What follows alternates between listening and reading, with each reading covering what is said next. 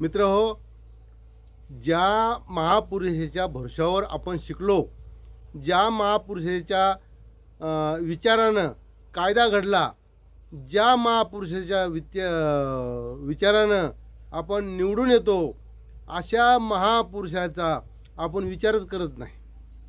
कोणीही झालं तर महापुरुषाचा विचार करत नाही.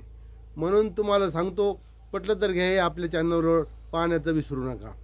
मित्रहो, लग्न सराई सुरू झालेली आहे आणि प्रत्येक लग्नामध्ये पत्रिकेवर आमंत्रण द्यायचं म्हणून पत्रिकेवर महापुरुषाचे फोटो टाकले जातात आणि पत्रिका त्या व्यक्तीला मिळते. पत्रिका वाचतो आणि ती पत्रिका वाचनाला की तो ठेवून देतो. पुढे चालून ती पत्रिका का आधी एखाद्या कोपऱ्यात पडते, घरात चुलीमध्ये जाते, जाळल्या जाते, कुठं केस कचऱ्यामध्ये फेकून दिल्या जाते आणि त्याच्यावर असतात महापुरुषाचे फोटो. मग महापुरुषाचे फोटो त्याच्यावर जर छापायचे हे शासनाला कळत नाही आणि पुन्हा तुम्हा आम्हाला समजत नाही का? कारण महापुरुषाच्या पत्रिकेवर कोणतेही आमंत्रण, कोणतीही पत्रिका लग्नासाठी छापू नका. महापुरुषाचा घोर अपमान होतो. कारण लोक ती पत्रिका केर कचऱ्यामध्ये टाकतात, जाळून टाकतात आणि मग महापुरुषाचा अपमान नाही का तो? एरी एकंदरीत जर पाहिलं तर आमक्या गावाला टमक्या माणसानं महापुरुषाच्या गळ्यामध्ये आमक्याचा हार घातला, महापुरुषाच्या अंगावर गुलाल फेकला, महापुरुषाचं आमकं केलं, महापुरुषाचं टमकं केलं, असं आपण बातम्या ऐकतो, टी व्हीवर पाहतो, मोबाईलवर पाहतो. अपमान झालं म्हणून कळतं. एष्टेचे एष्टे चालतात, संपच्या संप होतात, दंगेच्या दंगे होतात.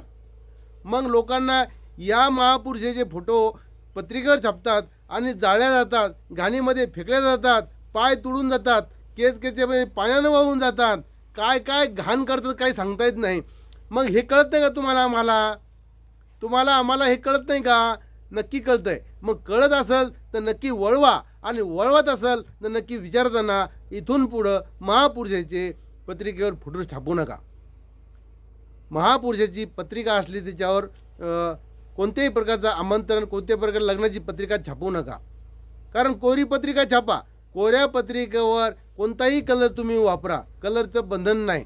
कोणताही कलर वापरा, कोणताही काय करा, पण महापुरुषाचे फोटो टाकू नका. त्याचा अपमान होतो रे, घोर अपमान होतो. अरे ज्या महापुरुषाच्या भरवशावर आपला भारत देश चालतो, महापुरुषाच्या संस्कारावर आपला देश चालतो, तुमचे आमचे विचार चालतात, तुमचे आमचे भाषणं चालतात आणि अशा महापुरुषाचा आपल्याला अपमान करायचा नाही.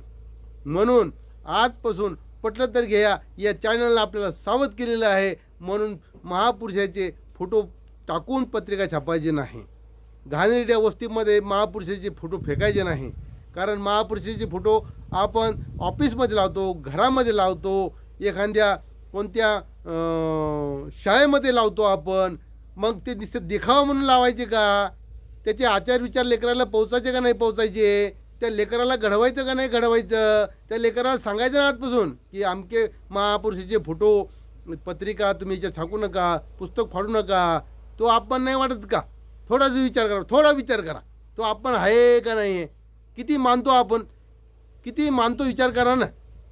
अरे आज आपण कुठलच्या कुठं असतो याचा विचार करा. ज्या लोकांना आपल्यासाठी लढाया खेळल्या, ज्या लोकांना काही केलं आहे, ते लोक कुठे आहेत आणि आपण कुठे आहेत? आपण त्यांचे धरायलो आणि घाणेरडीत फेकून द्यायला फोटो, हां, आणि भाषण मात्र महापुरुषाचं नाव घेऊन करता. आता असं करायचं नाही, असं करायचं नाही. तुमच्या लेकराला संस्कार लावा, तुम्ही संस्कार घ्या आणि पटलं तर घ्या. या चॅनलमध्ये पाहण्याचं, हा व्हिडिओ पाहण्याचं विसरू नका. सबस्क्राईब करा, शेअर करा आणि लाईक करा. हा व्हिडिओ तुम्हाला कसा वाटला मित्र हो? खरंच महापुरुषाचा अपमान होतो हे तुम्हाला कळलं ना? मग इथून पुढं पत्रिका महापुरुषाचा फोटो असलेल्याच्यानंतर त्याच्यावर काही टाकू नका. लोक जाळतात रे, घाण करतात पत्रिका, हां, आणि मग आपल्या मनाला कसं तरी होतं आहे, वाईट वाटतं आहे. तुमच्याही मनाला वाईट वाटतं आहे, पण तुम्हाला वाटतं कोण नाही पाहिलं म्हणून काय होते? कोण नाही पाहिलं काय होते? अरे ते आपले कोणतरी लागून गेले, ते आपले कोणतरी लागून गेले. आपण त्याशी कोणतरी लागा हे शिका. आपण त्यांचे कोणतरी लागा. तुम्ही त्यांचे लागल्याशिवाय ह्या गोष्टी घडणार नाहीत. म्हणून तुम्हाला हात जोडून विनंती आहे की महापुरुषाचा अपमान करू नका, कुठे दंगे होतील असं वागू नका. धन्यवाद मित्र हो. नमस्कार मित्र.